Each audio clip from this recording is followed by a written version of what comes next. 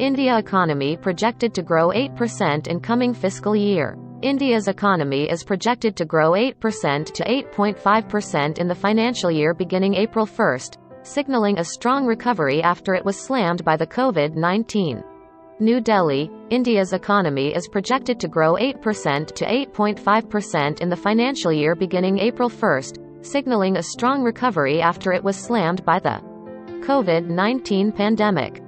The government's annual economic survey, released Monday, comes a day before Finance Minister Nirmala Sitharaman is due to present the national budget for the 2022-23 fiscal year.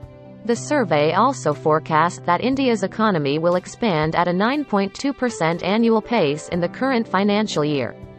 That would make Asia's third largest economy one of the fastest-growing major economies after it suffered a 7.3% contraction the year before, its worst performance in 40 years.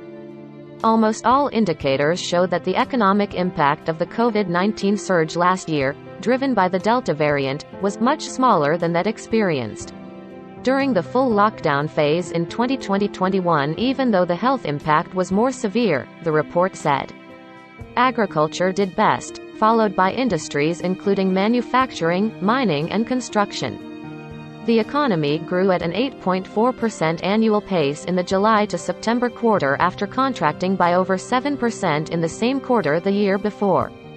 Activity was supported by rising vaccination rates, which helped instill confidence in reopening businesses, and pent-up demand after months of restrictions and varying shutdowns. Over half of India's nearly 1.4 billion population is fully vaccinated, with about 20% still awaiting their second shots.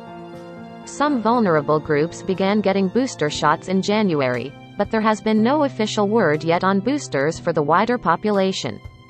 New coronavirus infections have jumped due to the Omicron variant of the virus, though health officials said last week there are signs they may be plateauing in some areas. They warned that cases were still surging some other states.